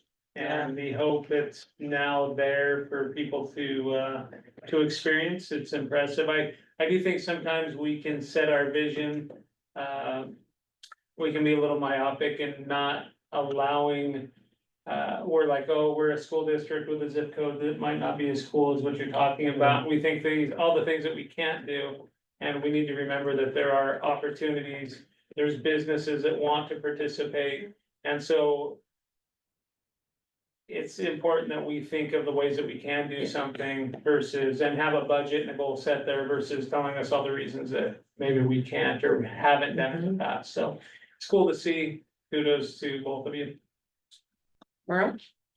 Yeah, I don't really have questions, but I would just second that. I think I've seen it in the past, and I feel confident it would happen again, that our community has the resources to fund middle school football, and I think we will. Glenn? Yeah, not really a question, just thank you for the volunteer, for the hours. Especially new fourth grade youth and weathering storms and keeping on. That's Yeah. really impressive, so. Jenny? I wanna echo what Blake said and just. Like. Thank you for turning around, even beyond sports. I mean, you can see that there's definitely a shift in community support. Yeah. So I don't doubt that the community would not support. It's just a matter of like, tell us where and when, you know. So, thank you. Kelsey? Yeah, I echo everyone too, and I think the community would support too, is just knowing that there's a need and how to fill it. And also huge thanks to both of you. It's just the way that you've turned the program around is incredible, and It's a blessing to be here. It truly is. And I mean, when you want to talk about, to me, it's community cultivates more community. And when you talk about football, what it can be in a community, it can be this lightning rod of all the good stuff. And that's my goal for this community, is to give you and us the football program that we're supposed to have. And to be something that binds these young people early and keeps them hooked, because the biggest conversations we have really are, how do we get kids back to care? How do we get them to reconnect? So if they never disconnect, you don't have to have that reconnect. And so that's the goal, is have this hook that's dynamic and it's clear and it's there, you know. And the hardest conversations I have now when I'm in the classroom with these middle school kids, all they want to do is talk about football. And they ask me, and I tell them, we're working on it. We're working on it. We're gonna do our best to get you guys football, you know, because I don't want to have any other conversations beyond that. So I know there's a want there, and I will do everything in my power to keep this going and to incorporate as many young people as we can into our football family. One request I have for the district office is kind of echoing back to what Nathan said with clear is kind. And I really like that. If there's clear numbers or goals that can be set, so it's not just in generalities, but saying like, this is what the community would need to raise, this is what the school will take. And I know that's your goal to get there, but just as sometimes we try to keep those things kind of, I don't want to say hidden away, but maybe not sharing it, but I think as it can be something that, as that goal's met, it can be celebrated and continue to work towards. Well, thank you both for your love and passion that you're bringing to our children and our community. I think that is completely true. The love and connection and the relational piece is very, very important. And we just thank you for being here tonight. Anything else you want to say before? No. All right. Thank you so much. Thank you guys. I think this has been as Kim gets ready to present, you know, we spend a lot of time on policies and we're getting ready to talk about budget, and those are obviously very important parts of your work and our work, but I really, you know, appreciate the fact that I think majority of tonight's meeting has really connected us to closer to the classroom, closer to where our kids are at, you know, from Nathan's report to Yeah. having NMYA show us the numbers of kids that those are our kids and that, so I just really appreciate the reminder, having so many reports here tonight that connect us to our kids. Yeah. So with that, I'll turn it over to Kim to walk us through a financial update. Thank you very much. So tonight's update is gonna be a little shorter as the reports are available online, but I wanted to walk through a couple of things. So on my first slide here, I wanted to just take a moment to talk about these reports that are being provided, particularly this month, that really came to light how a November 10th board meeting is very short turnaround time to close a calendar month. So we had 5 business days last week. By the time a bank statement shows up on Thursday, you know, you're going through. So I just wanted to, you know, kind of explain, I have changed some of the language on the report where it previously had said for the period ending. I'm now saying as of, because I will say that there are going to be some items that are not posted on these reports. However, my focus to provide the information to you are the pieces that are most critical, as in capturing all those expenses, of course, is critical. I will be perfectly clear that there is one bank statement we still don't have, so there is some revenue that is not in this, so that's a good thing, right? In a weird kind of way, in that you're getting maybe something that may not be finalized, but those movements are going to be somewhat immaterial. But I just wanted to let you know that, you know, when, depending upon the calendar and how our board meetings actually fall, at times this will be a full month-end close report, and at times it will be a snapshot at a point in time. The other piece that timelines don't always allow for, and this is absolutely true this month, is sufficient time to analyze the output that comes out of that month-end close. So while you close out a month and you record all your transactions, you're then looking at the data, and when there's data that you might not be where you thought it was gonna land, that analysis does need some time. So I'm gonna be sharing some information tonight, what the data is showing. I don't have every answer as far as all the analysis at this point, and that was part of the delay. I unfortunately had to bother Dan on a Sunday and said, I got the month closed, and wow, yeah, so I'm gonna be walking through some of that, but I just kind of wanted to explain that we are always looking and analyzing, but sometimes that, you know, that timing is very difficult. And it may be something that we continue to look at moving forward, in that timely information is absolutely critical. But however, sometimes the analysis data may be coming a little bit after some of the reporting. So there could be some timing things on that. And then the other piece I'm just gonna touch on briefly tonight is the upcoming state revenue forecast and legislative session. So the general fund financial report that's available online, if we can go to the next slide, is showing, as we discussed last month, that our state school fund revenue is definitely trending well above budgeted values. And this ties back into the very technical explanation of the transportation grant excess revenues that I'm projecting or that we will be receiving throughout this entire year. However, will not know if we have to hand back those revenues until May of 2027. However, even with that amount, the transportation grant excess revenues we're receiving right now really only make up, I should say only make up about 270,000 of the excess 397,000. So we are trending actually above our budgeted revenues, even without that transportation grant anomaly that's in there. And that is due to our enrollment numbers are better than they were projected to be at this point in time. We'll talk about that a little bit. On the expenditure side, I wanted to highlight this next slide. There's a couple different parts on the expenditure slide, but down in the section that talks about what our money is being spent on, right now, the system is showing us that we are over budget on our salaries, but that we are under budget, a very similar amount on our benefits. So in essence, our personnel costs are somewhat washing out. That's not exactly a wash. This could be due to budgeting variances. We're continuing to analyze that, but that people cost, what we're seeing right now is that we are in line with our budgeted figures for our personnel, which is absolutely critical. The next slide, though, I wanted to point out, this is the part that is concerning to me. Purchased services is a category, and we have a key that I realize I forgot to add page 2 to my financial report. I will add that again, but it is available on last month's financial report. Purchase services reflects expenditures for things that we hire others to do for us. Substitute services, maybe repairs and maintenance of our facilities, but primarily the big piece in there is transportation.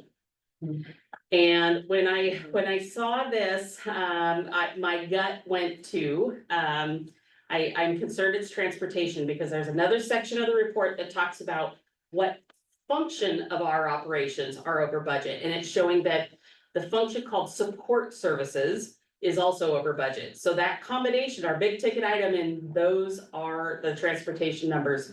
So between publishing the report and being here now and being at a couple other things, I have done some further analysis, and I just want to share a little bit briefly with the board here tonight and our public.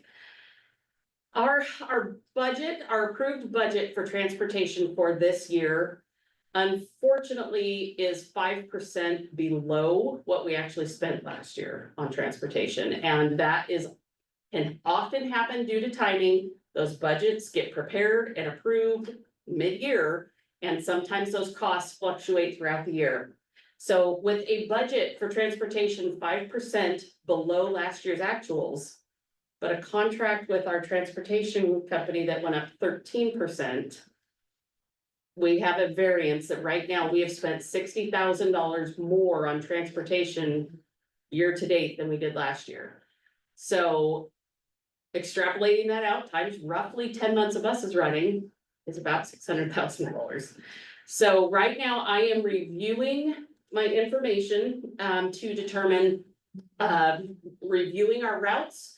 We have reduced a route, so reviewing our contracts, reviewing all that information to determine what other options we may have to look at that cost. But we are 21% higher year to date on our transportation costs this year than we were last year at the same time.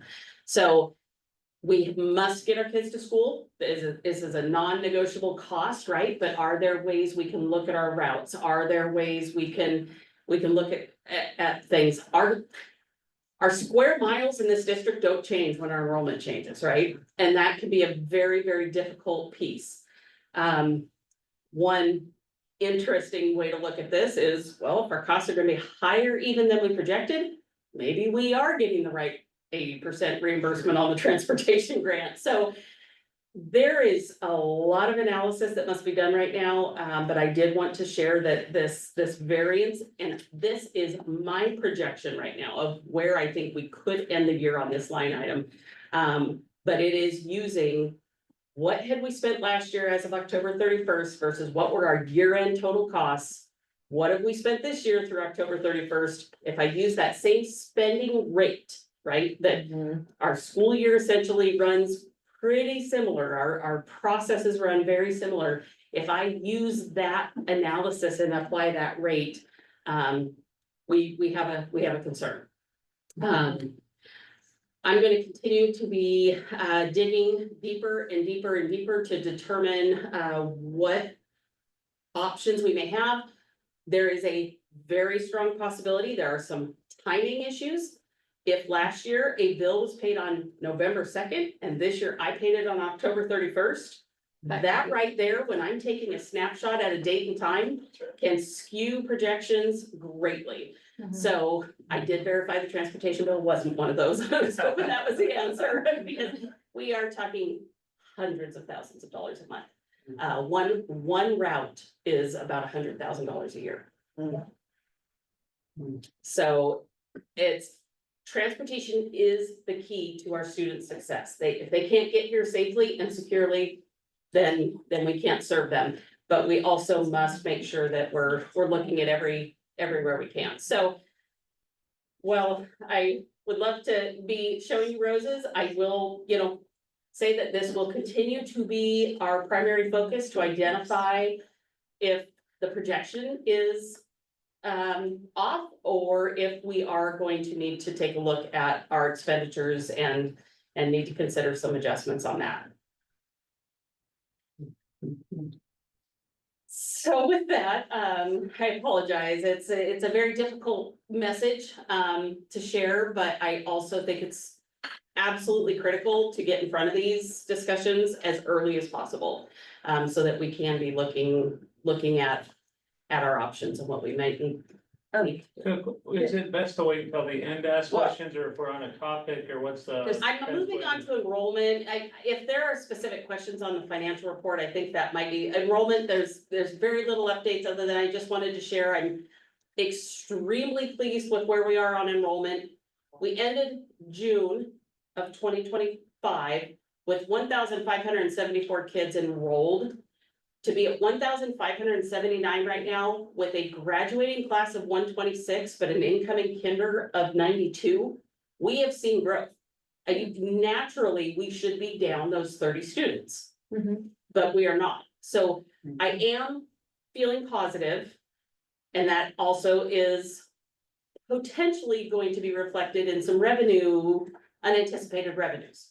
However, student enrollment fluctuates greatly throughout the year, so it is too early to adjust revenue projections, but this is a very positive sign that students and families want to be here. We are offering programs that people feel can attract them. This is all part of the exact conversation that we're having right here is building the culture of North Marion and making this the place people want to be and want to stay. So. Are you ready? Yes. I'm not sure, but yes. Well, yes. I'll start us off really quick, Mike, and then I'll hand it over to you. So first of all, I want to thank you for being transparent and forthright. I mean, those two things I really believe our community especially appreciates. And I would rather have somebody who's upfront and transparent and even brings like this realistic situation that we're dealing with to the board. And so I just want to give you kudos on that. Like, maybe that's not the easiest message to bring to us, but the fact that you're willing to bring that information forward and not us asking the right questions to find it is huge. And so thank you so much for that. And then we'll go ahead and start questions. So just a couple of things, just when you're going through numbers. So you said 5% last year was under, or could you explain the 5% and then the 15% increase? So, yeah, what I was referring to is last year, our expenditures for transportation were roughly 2.45 million. Okay, This year's budget is 2.33. got it. Our contract went up 13%. And the third, So right there, we have, it is apparent that the hope was by reducing a route.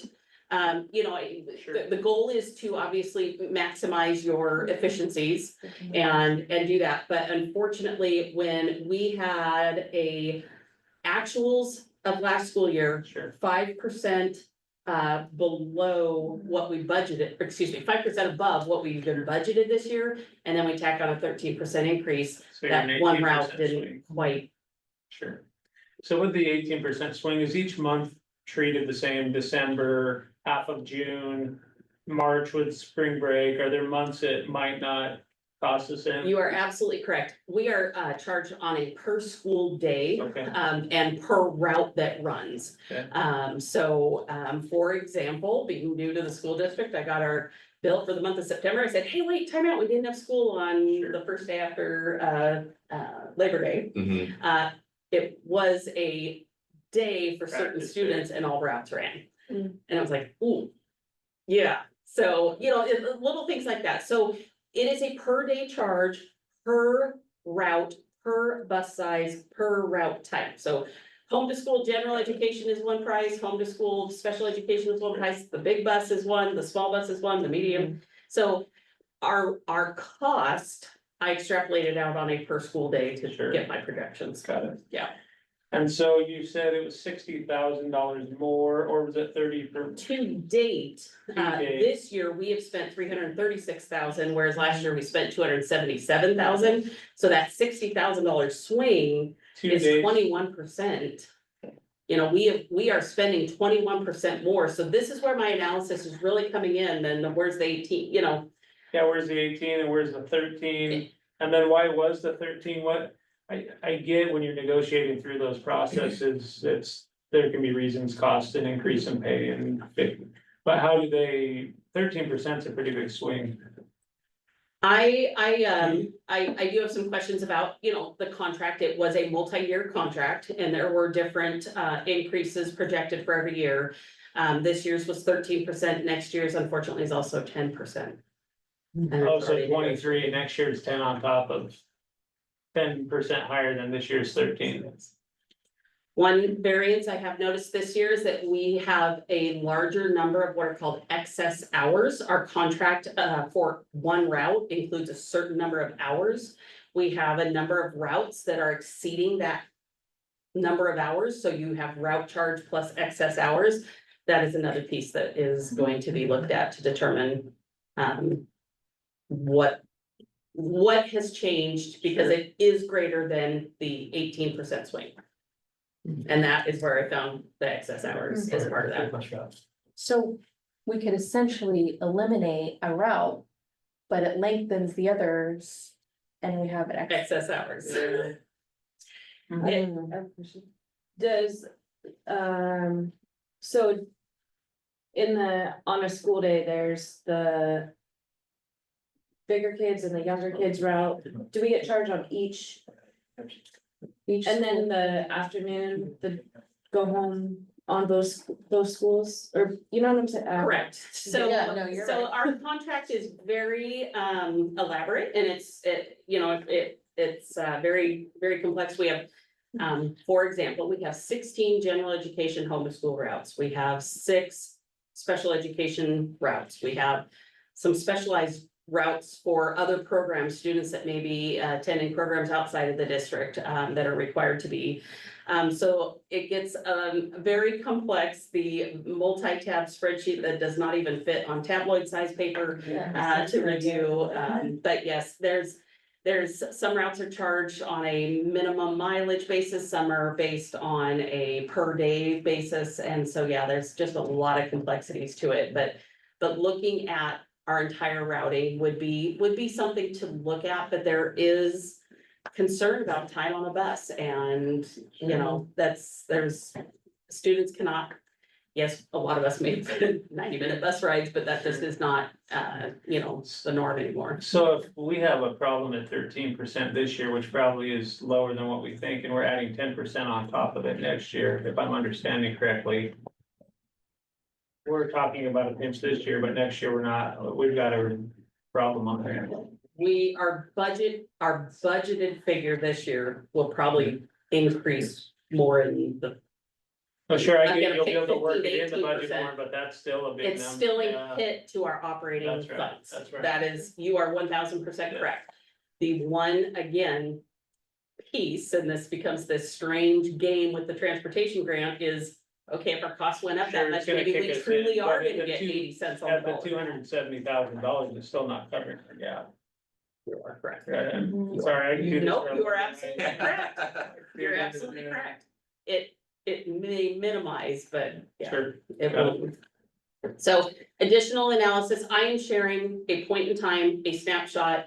Additional analysis is needed. I For sure. absolutely will continue to dig into this. Our substitute cost is another piece I need to look at and see if maybe those are trending a little faster than maybe in prior years. You know, you could have more than your typical staff out at the beginning of the year and have more long-term subs now, whereas maybe last year they were at the end of the year. And so, you know, trying to plan, you know, project those types of pieces. And I will say, I do not feel that this is any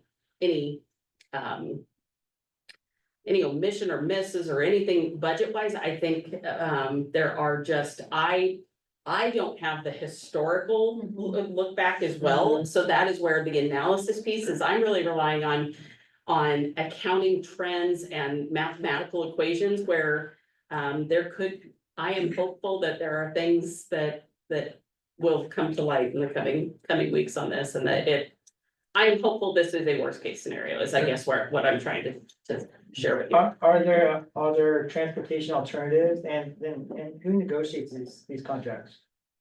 They are negotiated by the district, and it's usually a multi-year contract. This contract has been in place for I believe we're in year 2 or 3 of a multi-year. So someone in this room negotiates that, the district? Correct, your business manager and your superintendent negotiate with your. Oh. Yeah, it And- was 2 years ago. And are there alternatives to this transportation we have? Absolutely, Oh. yeah, absolutely. There are a number of different processes in board policy for, you know. So you can do a request for proposal to say, you know, we wanna shop around and see what other vendors might be able to offer. So I've sat in and I've sat in on those and led those processes before in transportation for that. Actually done that with Kim before, and so where you can go out and see who else is interested in providing services and can we get a more competitive option, so. Anyone else? I have a comment. You said that you don't have the historical and the trends, but I would say that's actually maybe a benefit because you're a fresh set of eyes on this. I appreciate, you know, that you're willing to dig into the data. I'm a data nerd, so I know that you are, but I appreciate that. I appreciate you bringing it to us and giving us, you know, some not great news, not tough, but having this information early and often, I think prepares the district and the board to make better informed decisions. So thank you. Thank you. As it relates to transportation, are we still having issues with having a full staff? My understanding is they are not. They're not having any. That was an issue for a an issue. while. They're not having any issues with staffing that they send me a weekly report and they're not having any issues there. Cause that represents a pretty significant, I believe, increase in the contract because they were. I think some of our drivers were being cherry picked to other districts. Because It's a very competitive industry. That our transportation providers have done everything they can to strike the balance between making transportation feasible financially for districts, but having to do what it takes to have people to drive these buses and drive them safely and serve our students. So this is not unique to North Marion. Honestly, while those increases feel maybe Well, the a little 23%, it seems in a business setting in the 2-year window, it would just be interesting to see like, how can you. Where can they draw the data that a 23% increase would be required to operate their business? Seems like a lot to me, It does seem like a lot. almost a quarter, that's a lot. It is a lot. We have fuel costs, we have vehicle costs, Which we have fuel's gone labor down. costs, so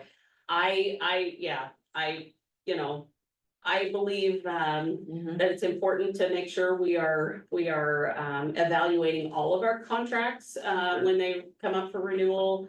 I think it's a service to our taxpayers to make sure that, we are getting the best service we can for our students, but also making sure that our pencils are sharp. We all have to do it in the private sector, so, to make sure we retain our Do we, customers, do we so. have to wait if there's gonna be 10% again next year, right? Do you have to wait till, do you have to absorb that too? I would need to review the contract, but I do believe it's a multi-year contract. Hmm.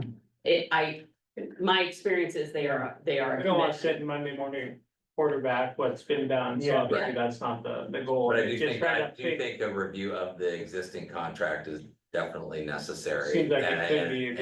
And we have a good relationship with the local They're excellent. folks, so we want to maintain that. But I do think that a conversation on the questions that were raised are definitely warranted. Yeah, I mean, just for sake of time, if there isn't any more questions, we'll move on, but, Kim, again, thank you for bringing that to the board. Thank you for pulling out information even when it's not popular and bringing it forward.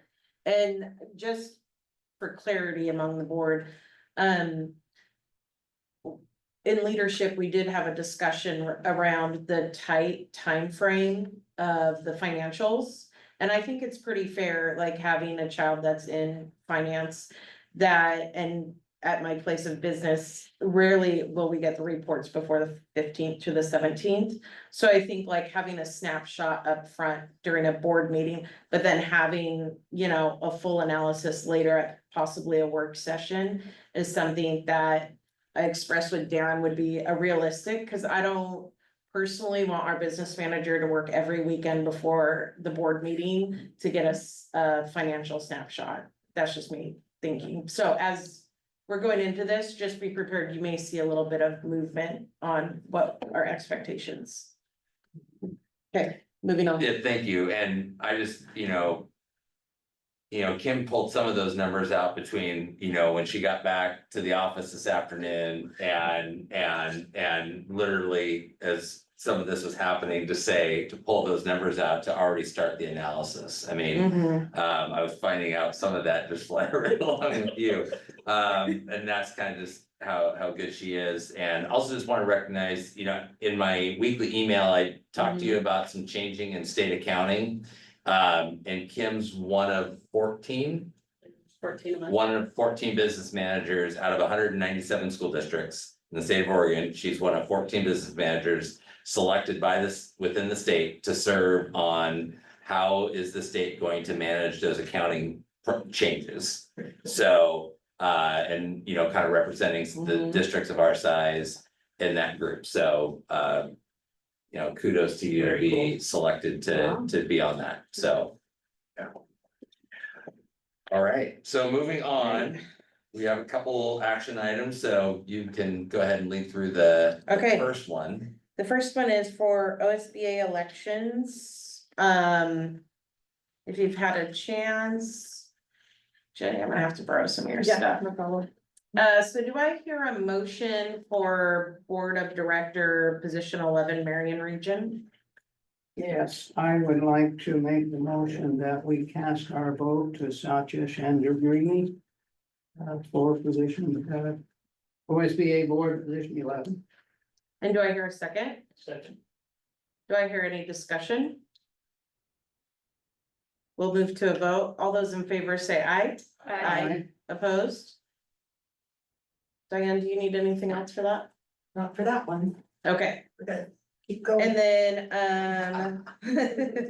do I hear any motion for Board of Directors, position 12?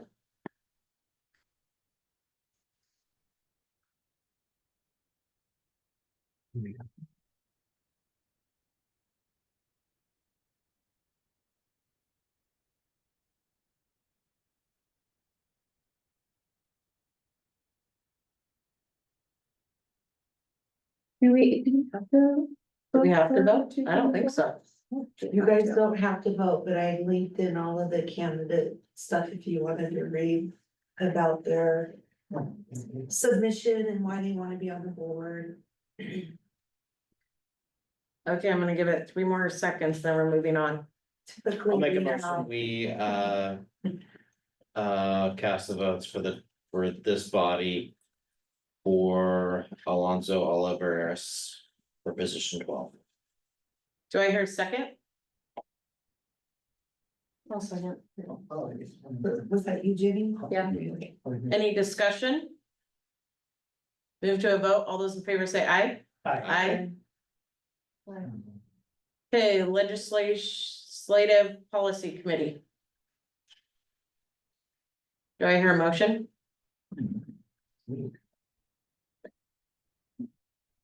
8 o'clock, I'm trying to get you guys out of here by 9.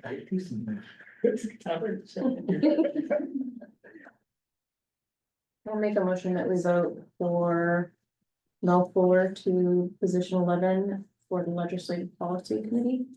Oh, yeah. Do I hear a second? Okay, I got you, man. any discussion? All those in favor say aye. Aye. Legislative policy committee position 12. Oh, did I say 12 last one? I'm not sure. Do I hear a motion?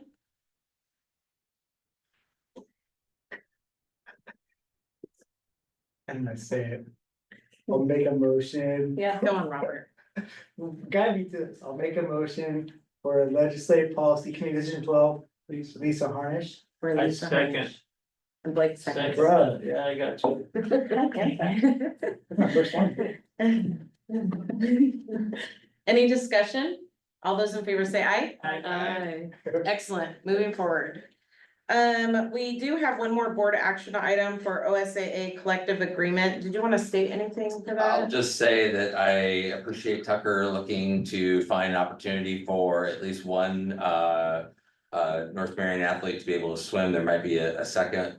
So this is a collective agreement versus a co-op agreement. So the swimmer will represent North Marion in the water. Just practice, travel, all that's involved with Malala. And so we do need board approval to submit that to OSAA. Do we financially offset anything with Malala? There's no financial obligation on our part. So transportation to get to Is on Malala the is parent. all on. Got it. Okay. Yeah, Cool. All right, do I hear a motion? I'll make a motion that we accept as presented OSA collective agreement binding us with for swimming for Malala. Do I hear a second? I'll second. Oh. Bye. Merle. Merle. And any discussion? Good luck. For swimming here. All those in favor say aye. Aye. All right, moving on to superintendent report.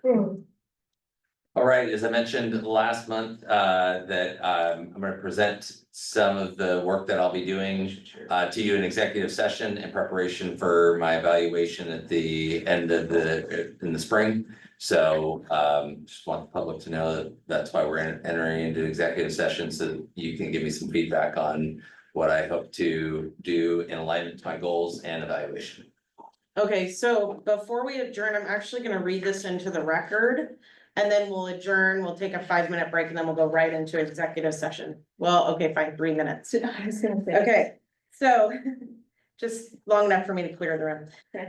All right, so executive session ORS 192.6602I. The board will now meet in executive session according to ORS 192.6602I to review and evaluate the performance of the chief executive officer, the superintendent. Content discussed in executive session is confidential except as provided by law. Do I need to read this whole entire thing? I'm good. You're almost done. Okay. Just clarify, no, board members and the media are instructed not to disclose information obtained in an executive session except when specifically authorized to do so or as required by law. Members of the media may attend executive sessions except in those specific instances. Deliberations with persons conducting labor negotiations, expulsion hearings, or those pertaining to confidential student medical records and litigation involving the news media. Policy BDC-executive sessions. The board will not be taking any action on the content discussed tonight and will adjourn following the executive session. All right, now you can hit. No. Oh, adjourn. Oh. So you can hit stop recording. Sure, you want to. Yes.